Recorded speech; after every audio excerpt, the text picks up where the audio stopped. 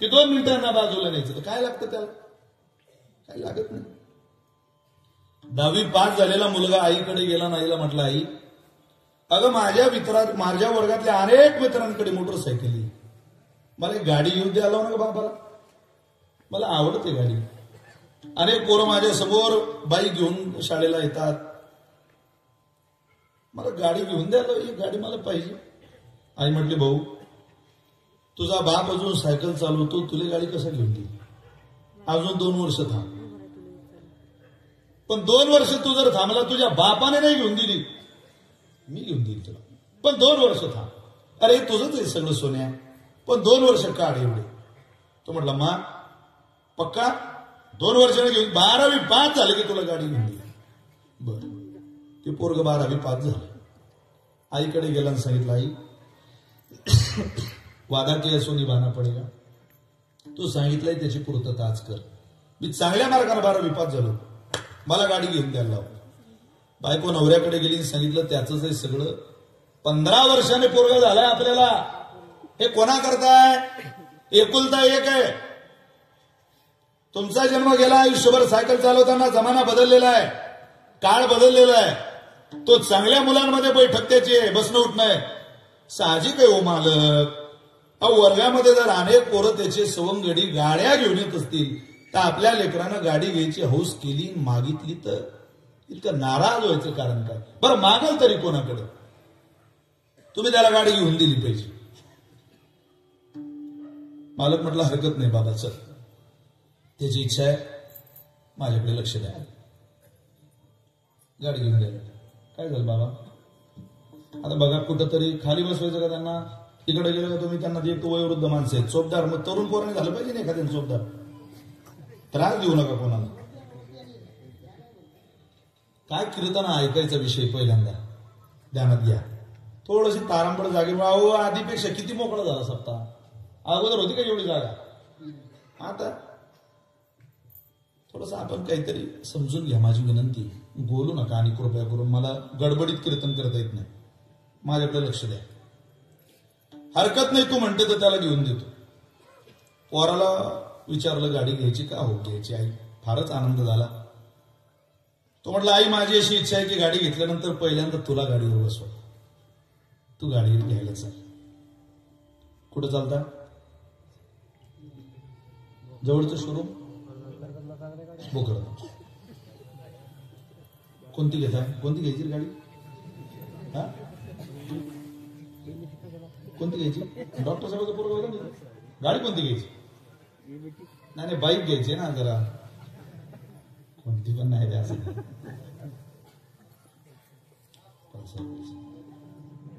कोणती पण सांगतो, पल्सरही सांगतो. वा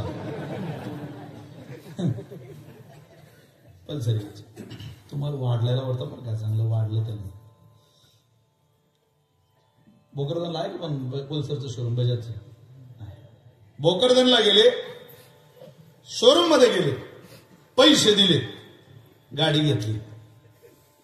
पोरग गाडीवरती बसलो आणि त्यांना आईला पहिल्यांदा गाडीवर बसवलं. सुसाट वेगात भोकरदन ते कोणता रस्ता आहे चांगला? जालना. त्या जालना रस्त्याला गाडी लावली. पण बरं जाळेकर, त्या पोराला भान नाही होत राहिलं, आपण पहिल्यांदा गाडी चालवतोय. एक्सिलेटर टेकून दिलं आणि माग पहिल्यांदा गाडीवर बसलेली आई माग बसलेली, थरथर थरथर कापत होती, घाबरत होती. बाळ्या, अरे गाडी आरामात चालू, माझा जीव घाबरतोय मागे, अशी गाडी चालू नको माझ्या सोन्या. अरे तुझीच आहे काय? लोकांची काय? पहिला दिवस आहे, व्यवस्थित शिक, व्यवस्थित चालव, आरामात चालू, रोज तुला चालवायचे, पारा घाई करू नको. अरे माझा जीव घाबरतोय मागे. पोरग चकार ऐकायला तयार नाही. मरणाचा प्रवास चाललेला, एकामागो एक तो पोरगा गाड्या ओव्हरटेक करत होता. प्रवास चालू होता. अनेक गाड्या ओव्हरटेक करता करता आई म्हटली, बाळा मला घाबरायला होत आहे, मळमळ पण होते, चक्कर येत आहे, सगळं फिरल्यासारखं होत आहे. तुला माझी शपथ आहे सोन्या, गाडी आरामात चालू. पोरगा ऐकायला तयार नाही. आई पोराच्या पोटाला चिकटून बसलेली आहे. तेवढ्याच समोरून अत्यंत वेगात ट्रक आला आणि तो ट्रक त्या बाईनं पाहिला. तुला माझी शपथ आहे गाडी आरामात चालू, तुला माझी शपथ आहे गाडी आरामात चालू. डोळे बंद केले, ट्रक वेगात पुढे येत होता आणि गाडी ट्रकच्या दिशेनं जात होती.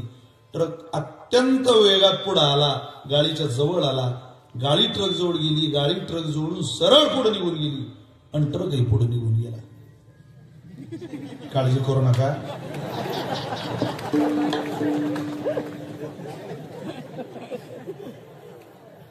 ते दोघेही सुखरूप आहे. काय काय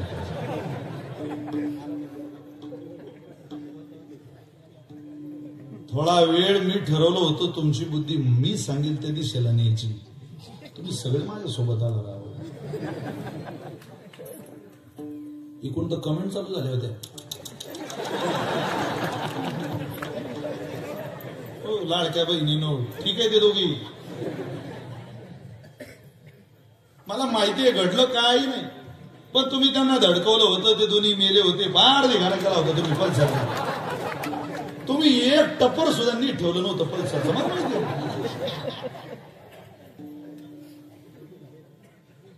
तिला जसा रंग दिला तशी ती पुढे जात राहते. तिचं नाव आहे बुद्धी.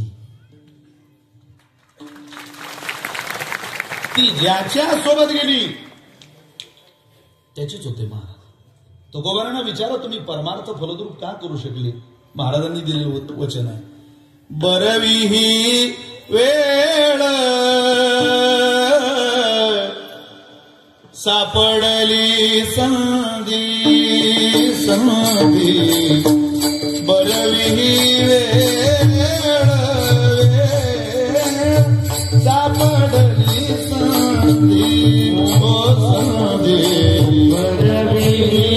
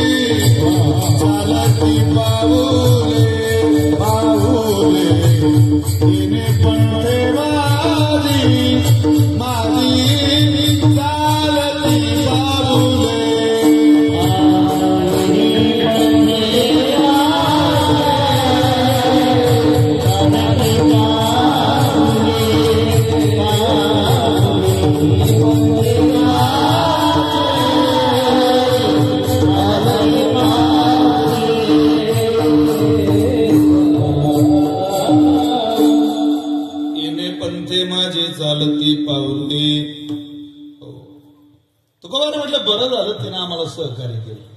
ती ज्याला सहकार्य करते त्याच्या आयुष्यामध्ये बदल घडवल्याशिवाय राहत नाही. अजूनही तुकोबारांना तिचं सहकार्य अपेक्षित आहे. तुकोबारा भगवंताकडे प्रार्थना करत आहे, आम्हाला तुम्ही द्या. आणि पारमार्थिक साधने करताच तुकोबारा म्हटले, आम्ही तुमच्याकडे येतोय, तुमच्याकडे मागतोय, तुम्ही आम्हाला दिलं पाहिजे. का तुकोबारा बुद्धीविषयी प्रार्थना करताय? त्याचं कारण महाराजांचं अंतःकरण आहे. अंतःकरणामध्ये 3 प्रकारच्या चिंतेचं विवरण आहे. 1 उत्कर्षाची चिंता, 2 स्थितीची चिंता, 3 अधोगतीची चिंता. 4थी चिंता या जगात अजून जन्माला आलेली नाही महाराज. पहिली चिंता उत्कर्षाची. माणसाला असं वाटतं माझा उत्कर्ष व्हावा, मी पुढे जावं. कोणाला वाटतं आहे तिथं थांबावं, कोणाला वाटतं पुढे जावं, याच्यापेक्षा पुढे गेलं पाहिजे, एक पाऊल पुढे टाकलं पाहिजे. शेतात पाणी लागलं की माणसाला असं वाटतं घर बांधलं पाहिजे, घर बांधलं की असं वाटतं लग्न झालं पाहिजे, लग्न झालं असं वाटतं की पाळणा हल्ला पाहिजे. हे चालणं म्हणजे देहाचे धर्म आहे. अस्ति जायते वर्धते विपरिणमते आणि विनश्यती, या दिशेनं जीवन चालतं. हो पाहतो ना, अस्ति तरुण पोरगा वयात येऊ द्या, एकदम लग्नाच्या वयात येऊ द्या, तरुण होऊ द्या ते, आणि लग्नाच्या वयात आलं की गावातली माणसं त्याला भेटतात, सोन्या अरे कधी खाऊ घालतो बुंदी? तुमच्याकडे म्हणतात ना बुंदीच म्हणता ना, अरे बुंदी कधी देतो? आता तो गडी म्हणते मी साऱ्या गावाला नाही अख्ख्या तालुक्याला बुंदी खावडायला तयार आहे, पण योग तर आला पाहिजे. योग आला की बुंदीच बुंदी. आता काय टोपलं घेऊ डोक्यावर घ्या रे बंदी थोडे दिवस थांबाला. बरं बरं बरं त्याचा योग आला, लग्न झालं. लग्नालाही तो विचारणार होता मंडपात. लग्न होऊन 6 महिने झाले, तोच त्याला भेटला. सोन्या, अरे कधी खावडतो पिळा? बुंदी जिरू तर ते 6 महिन्यात पिळा खावाळायला तो माणूस आहे ना. आपला कालावधी थोडा जास्त आहे. कधी खावडतो बुंदी? पिळा कधी खावडतो? पण तो त्यावेळेला त्या काकाला म्हणतो, काका आहे अस्ती आहे अस्ती शास्त्रवचन आहे. लगेच तो काही दिवसानं भेटला, काका या पेढा. ज्या येते मुलगा झाला, अस्ती ज्या येते ते जन्माला आलं. त्याचा 5वा वाढदिवस केला, निशाल मलाच खोलीचं कीर्तन ठेवलं. तो माणूस आला कीर्तनाला, का पोरगा वरदते त्याचाच तो वाढदिवस आहे. असं का वा, त्याला दाढी मिशी फिटली पोराला. विपरिणमते मोठा झाला हो. काही दिवसानं अपक्ष येते. त्या पोराचं लग्नही झालं, त्याला मुळं बारा झाले, त्याची गुडघी गेली. तो कीर्तनात येणं बंद केलं. गावातले माणसं म्हणत, तो अमुक माणसाचा पोरगा येत नाही. अपक्ष येते, पाय गेले त्याचे. पुढचा सप्ताह आला, विनश्यती गेले देवर. जन्मापासून अगदी उदरापासून, जन्मापासून, वाढदिवसापासून, दाढी मिशीपासून, गुडघ्यापासून तर मरेपर्यंत जीवनाच्या प्रवासात कोणाला असं वाटतं मी आहे तिथं थांबावं? कोणालाच वाटत नाही मी आहे तिथून पुढे जावं. हा सजीवाचा प्रवास आहे. धन मला मिळावं, धन मला मिळावं, धन मला मिळावं, धन मला मिळावं. धन धन धन धन करता करता माणसाचं निधन होतं. पण धन डोक्यातून निघत. कोणाला असं वाटतं मी थांबावं? उत्कर्ष व्हावा हे प्रत्येकाला वाटतं. त्या उत्कर्षाकरता माणसं किती किंमत मोजायला तयार होतात ना. बरेच लोक रोज रॉटरीचं तिकीट काढतात. रोज. हिंदुस्थानात असं गाव नाही जगात रतन खत्रीचं नाव नाही. रोज काही माणसं वरली म्हणतात. रोज जय देव जय वरली मटका, ओपन में लगा तो कॉलेज में झटका. काय लोक हारी गेले त्या वरलीच्या. बापा बापा बापा. जमाने में बदल आजकल हो रहा है, जरा गौर से देखो तो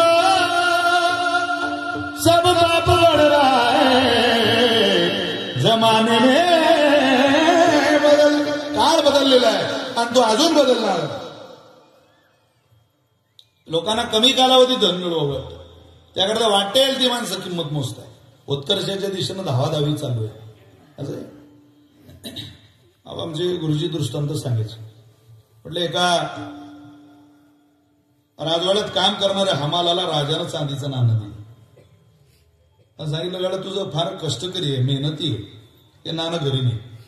त्यानं ते नाणं घरी आणलं. तो म्हणे आपल्याला इथं ठेवायला जागा नाही, आपलं सफराचं घर आहे. ज्या राजानं नाणं दिलं होतं त्या राजाच्या राजवाड्याच्या शेजारी एक पडकावाडा होता. हा त्या पडकावाड्यात गेला, खड्डा खोदला आणि तिथं नाणं पुरलं, ठेवून दिलं. घरी आला.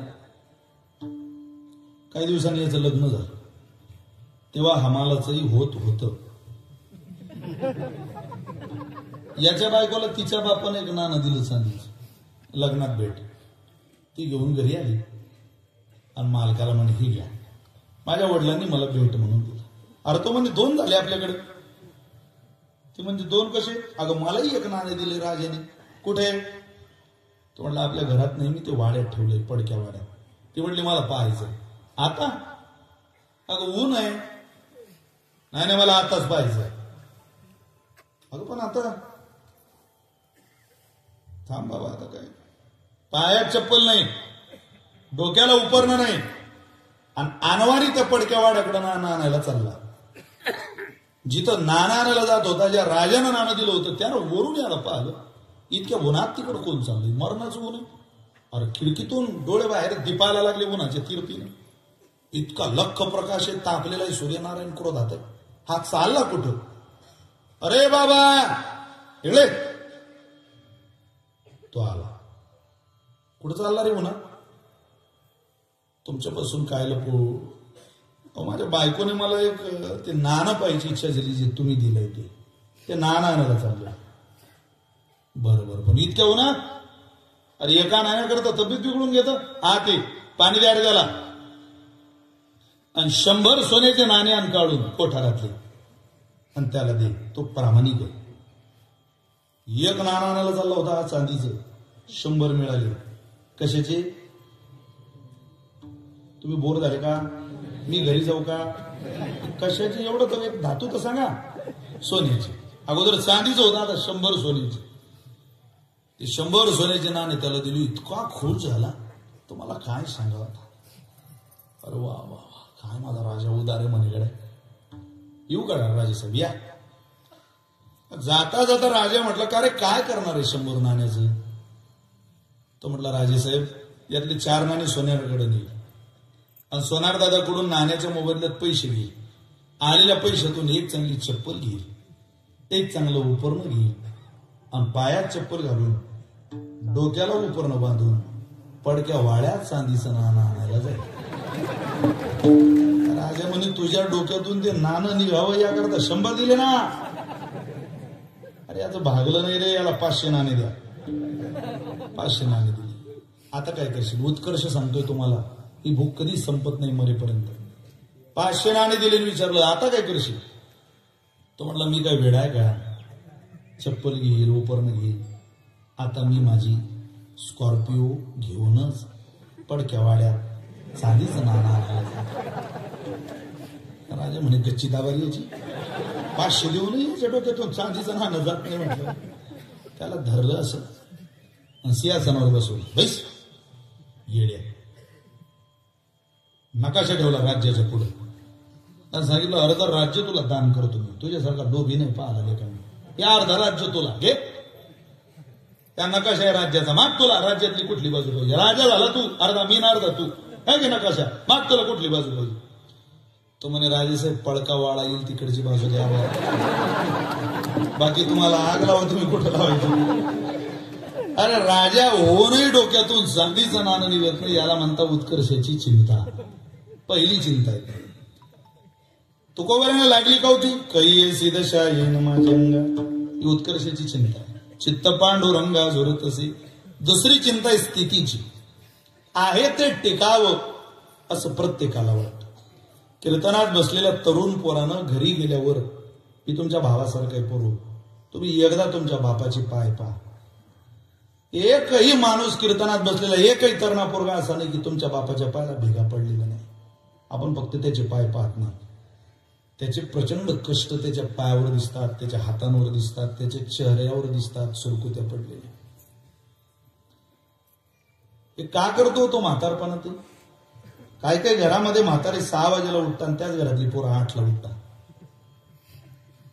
खरं तर बाप आजही मेला तरी बापाला माहिती आता खूप झालं इथपर्यंत सांभाळलं तर. पण कीर्तनात बसलेल्या प्रत्येक तरुण पोराबद्दलची चिंता आहे स्थितीची बापाच्या अंतःकरणात. नाही यानं 1 एकर जमीन खरेदी केली, विकत घेतली चालेल, पण निदान आहे ते जरी या पोरांनी टिकवलं तरी पोटानं पोटभर खातील, हे समाधान त्यांच्या अंतःकरणामध्ये. स्थितीच्या चिंतन रात्रंदिवस देवाला तुमच्या माझ्याबद्दल नवस करणारे आपले आई वडील आहे. हे टिकलं पाहिजे, हे टिकलं पाहिजे. अहो, ज्या घरातली लेकबाय नांदायला गेली त्या घरातली माय विचार, ती देवाला नवस दुसरा काही करत नाही महाराज.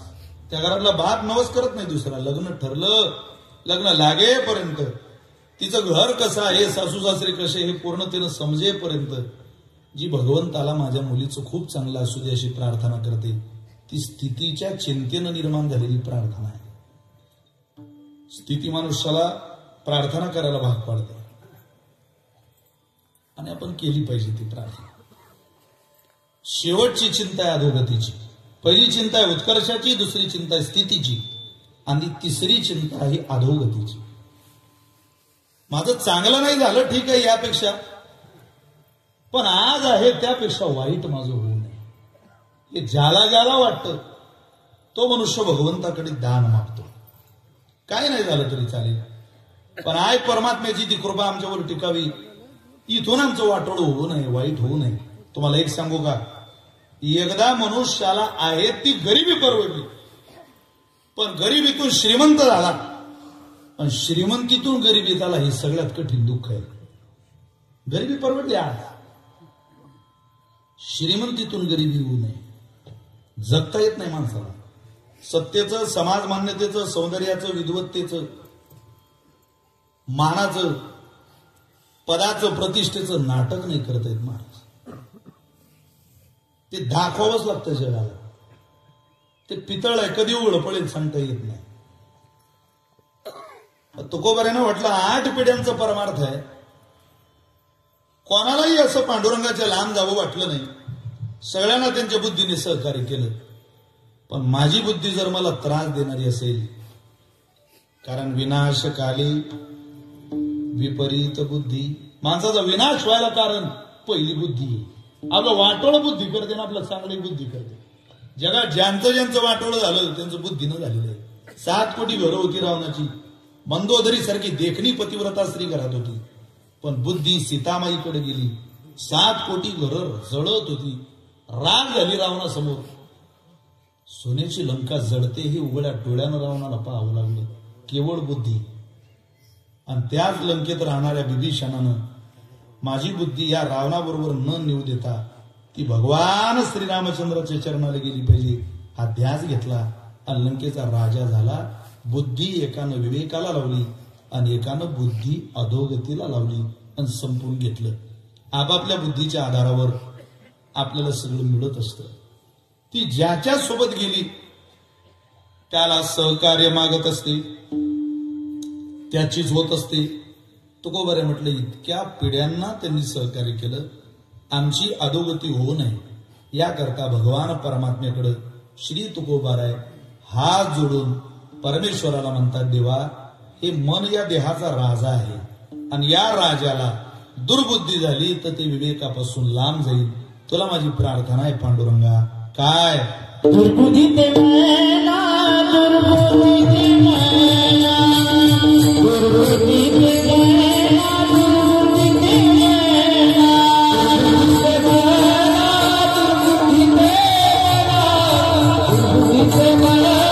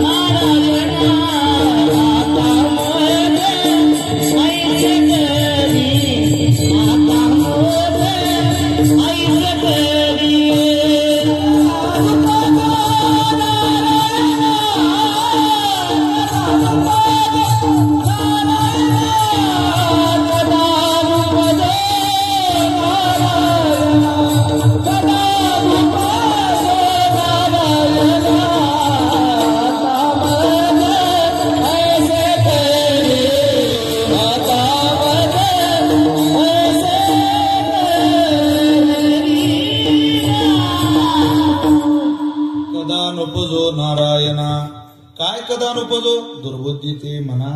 आमच्या मनाला दुर्बुद्धी, आमच्या बुद्धीला विवेक सोडून इकडं तिकडं पळापळी करायला लावू नको देवा. आमची प्रार्थना आहे तुला. ती एकदा सतेज विवेकामध्ये नांदली की मनुष्यावर कृपा करत राहते. काय हे स्थिर राहील बुद्धी, काय अरिष्ट न येईल की मधी धरिले जाईल ते सिद्धी. तुकोबऱ्यांनी नाटामध्ये प्रार्थना केली, आमची बुद्धी विवेकात नांदू दे देवा. ज्या मुलांनी विवेक जागा ठेवला ती पोरं पहा तुम्ही. ज्या पोरांनी अभ्यास शाळेमध्ये लक्ष दिलं, केवळ वर्गात शिक्षक काय सांगताय त्याच कडे ज्यांचं लक्ष असतं, क्लास म्हणा, ट्युशन टीचर म्हणा किंवा शाळेतले टीचर म्हणा, तुम्ही त्या पोरांची बुद्धिमत्ता पहा. त्यांना तुम्ही एक प्रश्न विचारा, तल्लक बुद्धी तल्लक. त्यानं शाळेत जाऊन कधी पुस्तकच पाहिलं नाही. फळा कसा होता आणि त्या फळ्यावर सुविचार कोणता होता आणि त्यावर काय होतं हे कधी ध्यानच दिलं नाही. त्याची नजर फळ्याकडे नाहीच. त्यांनी तिच्याकडे पाहिलं, तिने त्याच्याकडे पाहिलं. पाहता पाहता वर्ष निघून गेले. मग काय, तिचे 2 आणि याचे 4 विषय राहिले, त्याला काय करणार आहे? बुद्धी कुठं नांदवावी लागते. अनेक पोरांचा विनाश झाला, विनाश. शिकलेले पोरं घरी बसली, स्वतः आळशी झाली. छोटी छोटी मुलं, तुम्ही त्यांना विचारा तू काय होणार रे बाळा? तो म्हणतो मी इंजिनियर होणार, वकील होणार, कलेक्टर होणार, डेप्टी कलेक्टर होणार, तहसीलदार होणार, नायब तहसीलदार होणार, मी डॉक्टर होणार. ते लहान पोरं सांगतात. तेच पोरं मोठे झाल्यावर म्हणतात शिपायाच्या जागा निघले की फोन करा. का? बुद्धी जिथं पाहिजे तिथं नांदत नाही ना. काय करणार? ज्यांनी ज्यांनी पुष्पा 2 पाहिला त्याचे खांदे अजून नीट नाही होऊन राहिले. समजा याची बुद्धी अल्लू अर्जुन सोबत गेली नांदायला. अरे खांदा खाली कर, त्याचं लाल चंदना जमून गेलं, तू लाल होईल, लोक रोमण्या ना हाती तुले. हे काय सोपं आहे का महाराष्ट्राची मोठी? बुद्धी विवेकात नांदावी. आपली बुद्धी मोबाईलवर नांदायला लागली सध्या. काय करा? एक कंडक्टर एका पोरीला म्हटले बाई तुझ्या हातातला हा मोबाईल तुला जीवनात खूप पुढे घेऊन जाईल. ते म्हणे का हो काका असं का म्हटलं तुम्ही? ते म्हणत बाई तुझ्या गाव जाऊन अर्धा तास झाला, म्हणूनच मला असं वाटलं हा मोबाईल तुला खूप पुढे घेऊन जाईल जीवनात.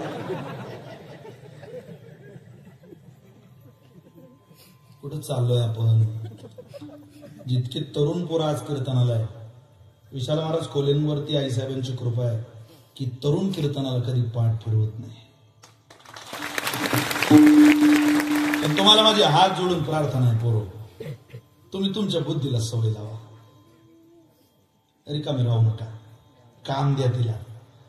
ज्याची बुद्धी रिकामी आहे त्याचा विनाश करते ती. रिकाम मन शैतानाचं घर म्हटलंय. मन रिकाम ठेवू नका, तिला काम लावा, रोज काम. गेल्या विधानसभेच्या निवडणुकीत तुम्हाला एखादं मारवाडी समाजाचं पोरगं डमी वाटताना दिसलं का? एखादं आलं तुमच्या दारात अमुक अमुक मतदान करा, ही निशाणी दिसलं? ब्राह्मण समाजाचं पोरगं दिसलं? कधी दिसणार नाही. मला जर दिसलं तर मी सांगणं सोडून देईन, मी बंद करेल सांगणं. माझं चूक असेल तर मला तुम्ही थांबवा. दिसलं नाही महाराज. आपल्या तर आचारसंहिता लागायच्या अगोदर 2-2 ड्रेस शिवून घेतात खालीचे. म्हणजे साहेब उठायच्या अगोदर आहे साहेबाच्या दारी साहेब गाव जास्त झाले पाहिजे. साहेब म्हणतात आपण 50च्या पुढे निवडून येऊ राहिलो, तो ताण कोण घेऊन राहिला? आपल्याला सवय पडली. आपण कामाला लागलेली माणसं आपल्याला आवडत नाही. स्वतःही आपण स्वतःला बिझी ठेवत नाही, अटकून ठेवत नाही. 1 मिनिट सुद्धा रिकामा राहू नका. जितके दिवस तुम्ही गावात सहज उपलब्ध होता तोपर्यंत तुमची गावात केवढी किंमत आहे ध्यानात ठेवा. तुम्हाला भेटायला सुद्धा लोकांची वाट बघावी लागली पाहिजे. तुम्हाला भेटायला, तुमच्याशी बोलायला, तुमच्याकडून काम करून घ्यायला लोकांनी जोरणीला लागलं पाहिजे. इतकं मोठे पण मिळवा तरुण हो. तुमच्या मनगटात ती छत्रपती शिवाजी महाराजांनी ताकद दिलेली आहे, फक्त तुम्ही विसरले. त्याला भानावर या. ते बियरच्या बाटल्या उडवत काय आयुष्य काढता? चोरी जारी, मांस मदिरा, सट्टा पत्ता जुगार, गल्लोगल्ली पडलेले शिकलेले पोरं कोणी पाच सुद्धा नाही रे पोरं. त्यांना 40 वर्षाच्या वरती गेले, कवडी किंमत आहे गावात, कोणी पाहत नाही. लोक पाहिलं तर रामराम करत नाही. जाऊ द्या एखाद्या आळशी, त्याचा बाप कष्ट केले हो, आणि लेखानं सगळं व्यसनात गमवलं. बुद्धीची काळजी घ्या, तरुण मुलींनी सुद्धा घ्या. आपली बुद्धी इतकी विवेकात नांदावी का आपल्याला रोज आपल्या बुद्धीनं काहीतरी शिकायला पाठवू. रोज भूक लागावी आपल्या बुद्धीला. ज्याच्या बुद्धीला रोज भूक लागते तो जगातला सगळ्यात सुखी तरुण आहे. सगळ्यात सुखी. ज्याला दररोज 2 टाइम फक्त पोटाची भूक लागते ती सजीवाचं आयुष्य नाहीये. अरे पोटाच्या भुकी करता तर माणसं मेल्यावर मुडद्यासोबत सुद्धा शेजारी बांधून देतात. ती कोणाच्या कामात येते? त्यांना माहिती मुडदा शेजारी खात नाही तरी सोबत देतात. त्यांना माहिती अन्नाची नासाडी होणार आहे, त्याही अन्नाला लात मारून आपल्या अंतयात्रेत ती शेजारी रोडवर सांडावी लागते. जशी अंतकाळातली शेजारी रोडवर सांडली तसं हे सगळं तुमच्या पोटात गेलेलं इथं राहणार आहे. भूक हिला लागावी. मानवी जीवनात ज्यांनी हिला भूक लावली ती माणसं उपाशीला आली नाही. स्वामी विवेकानंदानंतर बुद्धीला भूक लागणारा विश्वाला आपण विद्वान देऊ शकलो नाही. एक नाही देऊ शकलो. एक जगाला विद्वान नाही आहे माझ्या तुमच्याकडे द्यायला. एक वेळ स्वामी विवेकानंद, दुसरं नाही कोणी देता आलं पुढं. अरे काय बुद्धी नाही या देशात? भूमीला आई मानणारा, गाईला आई मानणारा हा देश बुद्धी नाही.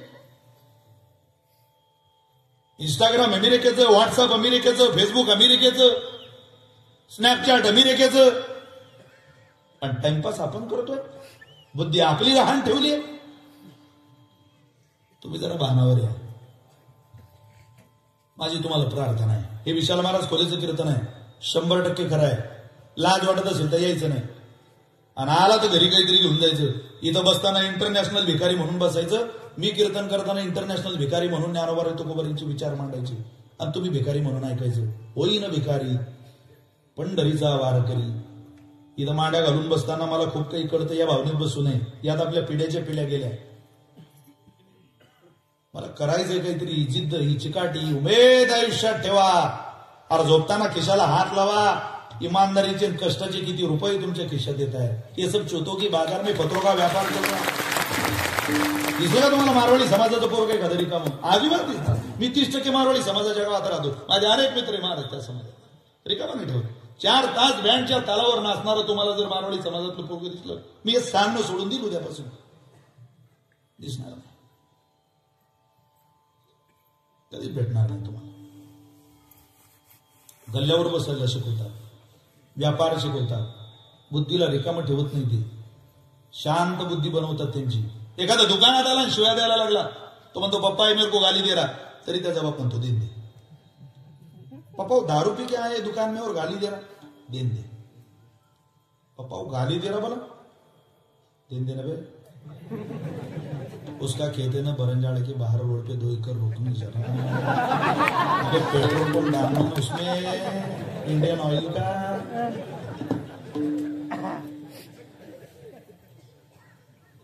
आहे तुम्हाला मला एवढं डोकं. आपल्या तर एखाद्या भावकीत कोणाला शिवी दिली तर आपण त्याच्या वाद करायला आपण त्याच्या पुढे जातो. आमच्या पुतण्याला तुम्ही असं का म्हटलं? तुझ्या पुतण्यावर 5 लाख रुपये कर्ज होत होता, तू कोण्या बिळात होता? भांडायला बरा निघाला बाहेर बिळाच्या. जिच्या वाचून जगता येत नाही, जे नीट जगू देत नाही, तिलाच भावकी म्हणता.